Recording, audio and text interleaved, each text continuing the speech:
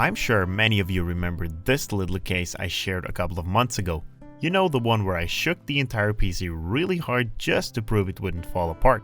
Well, after that video, a lot of you guys seemed to love the design and requested a longer version. So I decided to make just that. Let me introduce to you the Little Boy SL. I simply added an extra L to the name, indicating that this is the version that's longer. This case can hold a mini ITX motherboard, a GPU up to 290mm with a SFX power supply, or a 200mm GPU with an ATX power supply. Yes, you heard right, ATX power supply. It supports air coolers up to 135mm in height or a 120mm liquid cooler. In addition to this, it can also hold dual 2.5-inch hard drives or a single 3.5-inch hard drive. This design also has another trick up its sleeve. If we're not using a liquid cooler or a tall air cooler, we can add an additional 120 or 140mm intake fan. This is great for those who want to use lower profile CPU coolers, as it blows tons of fresh air directly onto the CPU socket, which is optimal if we're using, for example, an Intel or AMD stock cooler, which are often included when you buy your CPU. Seen from the front, the previous and the new versions are identical in terms of size. The main difference in the exterior is only the length. Comparing the volumes, we have the S version at 8.1 and the new SL version at 11.5 liters. The SL fits perfectly into the Little Boy family between the S and the M versions. I have also kept the magnetic front panel for that screwless, clean front look, and the only place we're actually using screws is the rear panel, meaning all sides except from the back are completely screwless. To obtain this screwless exterior, we're using these specifically designed tracks that are embedded into each panel. What this allows us to do is to assemble the majority of the case simply by sliding parts into each other, making the building process super easy and extremely satisfying. The case fits perfectly into an on-desk setup, and here we have an egg for scale. The design was made using Shaper 3D, and every single part was designed with easy printing in mind, as all the parts are flat, minimizing the use of support material and lowers the risk of failing prints.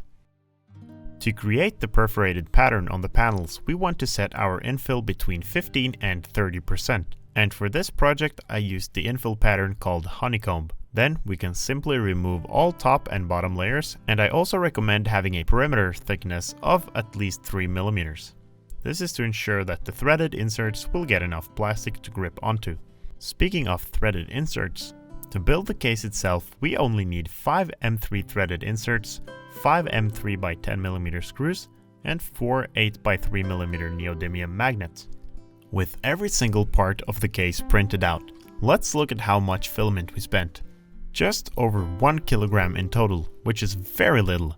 Now, let's get started building this thing. We start off by installing 4 motherboard standoffs to hold our ITX motherboard. These simply thread themselves directly into the holes in the plastic. We can now lower our motherboard into place, and remember to pre-install the CPU cooler you'll be using before you secure the motherboard, as it will be inaccessible once mounted to the chassis. Next, we can slide into place the bottom panel, which is the panel that has the 4 feet. Then we can take our opposite side panel and wiggle that into place as well. We can now flip the case upright and slide in the front power supply mount, followed by the hard drive mounting plate, and for now these are just there to stiffen things up a bit to relieve stress on the sliding tracks. Now, this plate I'm holding is designed to hold either a 120mm liquid cooler, which is what I'll be using, or as you saw earlier in the video, it can hold a 120mm or 140mm intake fan. The radiator simply aligns with the 120mm fan holes and attaches using the supplied screws. Then this whole assembly slides into this slot in the side panel. The top panel can now be slid into place, and it will actually interlock with the hard drive mounting plate, which will stiffen up the whole assembly. We can now flip the case over and install a total of 4 M3 threaded inserts into the holes, 1 in each corner. Before we can mount the rear panel, we need a way to feed power from the rear to the front of the case, as our power supply will be front mounted. The cleanest solution is to use one of these adapters that snap into place, and I'll link to this specific one in the video description. Keep in mind that using one of these adapters does require you to have some basic wiring knowledge. Here we're using a 50 cm 90 degrees C13 cable. We just have to cut off the wall plug end of the cable and add female 6.3 mm cable shoes on each end. Or we can just solder the wires directly to the plug. But I do prefer to use the cable shoes, as it's just much easier to take apart later and does not leave a mess. When it's all connected, it should look something like this. Remember to add heat shrink tubing or electrical tape to protect the connections from potential shorts. The adapter then snaps perfectly into the hole in the rear panel and locks itself into place. Alternatively, if you do not feel comfortable doing some custom wiring, you can simply use a longer C13 cable, feed it through the hole, and just leave it hanging out the back of the PC. And honestly, if your PC will be stationary on your desk anyways, you won't really be bothered by this. While our soldering iron is still hot, we can install another M3 insert into the rear plate. This is to secure our GPU later. At this point, we have two possible options. Option number 1 is to use a 2-slot GPU up to 290mm with a SFX power supply. Or option number 2 is to use a GPU up to 200mm with an ATX power supply. Let's start by looking at option 1. For this demonstration, I'll be using a 270mm long 2070 Super blower card paired with a SFX power supply. It is required that we use an angled C13 cable to connect to the power supply. The reason for this is the tight clearance between the power supply and the top panel, and a normal cable simply would not fit. We can now insert our GPU, though this can also be added earlier in the build, right when the motherboard is installed, for example. Then we can secure the rear plate with the two bottom M3 screws, as well as the M3 screw for the GPU mount. As you can see in the front, with the SFX power supply, we still have plenty of room for cables, even though our GPU takes up some of the space. Due to limited access to the connectors, we need to install an extension cable for the power button before we move further. This needs to be long enough to reach all the way up to the upper front part of the case, as it will be hard to reach later. Due to the small form factor of this case, the space for the GPU power connector is somewhat limited. Therefore, it may in some cases be beneficial to add these cables before the GPU is installed, and also pre-bend them to relieve unnecessary strain on the connectors. Other connectors like SATA power, CPU, and 24-pin motherboard connectors are pretty straightforward. Once all the cables are in place, we can carefully bend the cables so they don't push too hard down on the GPU, and then slide the mount into the chassis. This case supports the use of hard drives, and this bracket allows for either one single 3.5-inch drive or dual 2.5-inch drives. The bracket then simply slides into the track behind the power supply. Be careful not to pinch any cables on the way down. The hard drive bracket will also interlock with the power supply bracket, preventing it from accidentally sliding back out. Then it's just a matter of plugging in the power cable, and remember to plug in any SATA connectors, and we are done with option number 1. And as you can see, absolutely no space is wasted in this case. Now let's look at option 2. This option uses an ATX power supply at the cost of a maximum GPU length of 200mm instead of 290. And an ATX power supply can actually come in different sizes. The most common ones are 125mm and 140mm in depth. These will both fit in this case, but it does get significantly more tight with the bigger one. But it will work for most units.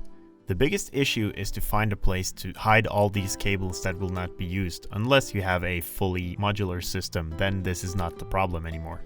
With the 125mm one, you can see we got a ton more room to stuff away our cables underneath the power supply. Now, to another challenging part about using an ATX power supply. And the problem I found was that most angled C13 cables I could find were angled the wrong way compared to what seems to be the standard for an ATX power supply. So even though the cable fits under the top panel, it will crash into the side panel due to its side angle. And there are probably some cables available that are angled the opposite way, but I struggled to find any that were easily available. But this may differ from place to place, I guess. Therefore, to make this work, I had to make a customized cable by carefully cutting away the strain relief part of a regular C13 plug. but it's very easy to cut into the cable insulation and potentially create a fire hazard, and if you attempt to do this, you must be sure that you do not damage any of the internal cables. But while I was editing this video, I realized that it was just stupid to have to cut into a cable to make it fit.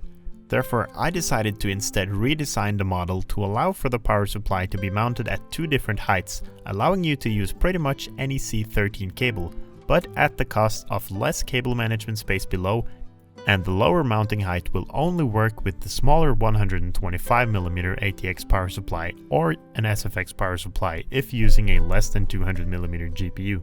With all the cables in place, it should look something like this, and we just have to get creative on where to hide all of our excess cables to make it look somewhat pretty. Now, regardless of whether we're using option 1 or option 2, we can slide in place our top panel, making sure not to pinch any cables, but not all the way in, because we first have to install our 12mm power button, and here's where the 4-pin extension cable we installed earlier comes in handy, as we can just connect the power button from up here, and can be secured with the 2 final screws in the back to lock everything into place. All that's left to do then is to grab our front panel. The center logo is designed relatively tight and should just snap into place without needing glue, and I'll be sure to add a few different options for different tolerances to ensure you get the right fit for you. Just like my previous Little Boy S case, this version also uses the same magnet mount for the front panel. These magnets simply push into place and may or may not require a drop of hot glue, depending on your tolerances. Same goes for the panel itself. These are intended to be pushed into place, but may or may not require a tiny bit of glue. The easiest way to ensure the correct magnet polarity is to attach each magnet to the other magnet already installed. Then mark the outside with a Sharpie. Then we'll easily know which side should face down into the hole on the opposite part. And we should also make sure we put the correct magnet into the correct opposing hole. I always use something hard and flat against the backside of my printed part to evenly distribute the pressure from the pliers when pushing magnets into place. This prevents it from leaving any ugly marks on the plastic. If it's all installed correctly, the panel should just snap into place like that. Just like the S version, this one also uses extra pins to prevent sideways movement and up and down movement in the front panel, resulting in a very secure fit. As a final touch, I always like to add some foam feet to the bottom of my cases, both to dampen vibrations a bit, but also to protect my desk and in general just giving the case a much more premium feel. And with that done, the case is complete. I am so happy with how this turned out, and I must say that this is my absolute favorite build so far, and I feel like I say that every single time. But for every project I learn new knowledge that can be transferred onto the next project and so on. This case turned out to be an absolute beauty and takes up a very small footprint on my desk. That, in addition to all the powerful parts it can hold, I feel like this case will become a favorite among my designs for small form factor enthusiasts, as it supports long GPUs, hard drives, liquid cooling and more in such a tiny powerful package. Speaking of a tiny powerful package, let's look at some performance data. When running Firmark on the 2070 Super blower card, we reached a maximum temperature of 82 degrees. Although this seems a little hot, it's important to keep in mind that this is a blower style card with just one tiny intake fan, and this card seems to be in the range of 81 to 83 degrees no matter what case I put it in. But as this case design is pretty much identical to the Little Boy S, where we saw a GPU temperature of 67 degrees on the 1660 Super, we should expect similar results in this case as well for normal graphics cards. Where this case really performs well is when it comes to the CPU temperatures. Running Cinebench on the i5-10400 with a 120mm liquid cooler, the temperatures pretty much stayed under 58 degrees through the entire test, except from only a tiny peak at the beginning right before the fan caught up. These temperatures were reached with this Corsair liquid cooler, which I will link down below. I also wanted to test what kind of CPU temperatures we would get if we used a low-profile CPU cooler with a 140mm intake fan mounted where the radiator would sit. And with the Noctua L9A cooling a Ryzen 7 5700G, we reached a max temperature of 72.5 degrees. This is the exact same setup that reached 79 degrees in my short version of this case, so the intake fan blowing directly onto the cooler was actually able to lower the overall CPU temperature by almost 7 degrees compared to the previous design, So I'd say that's a step in the right direction. If you're interested in downloading and printing this case for yourself, the design files and detailed printing instructions are available on Printables. Preview the files and become a club member through the link in the video description. My Printables club is kind of like a Patreon, but on printables.com, where you can support my work and get access to the print files, Discord, and more. The membership is cheaper than a latte at Starbucks, and as a member, your opinions will have some added weight when making design decisions. And through my Discord server, I'll post project updates and you'll be able to chat with me and other members directly if you need assistance or if you have questions regarding a project. My goal is to post one new design every month, and your support helps to make that happen. And I want to give a huge thanks to everyone who has joined my club so far. Would you like to see me create a little boy version that's printable on a smaller print surface, like for example an Ender or a Prusa? Well, make sure to let me know down in the comments what printer size you have and what kind of parts you would want that case to support.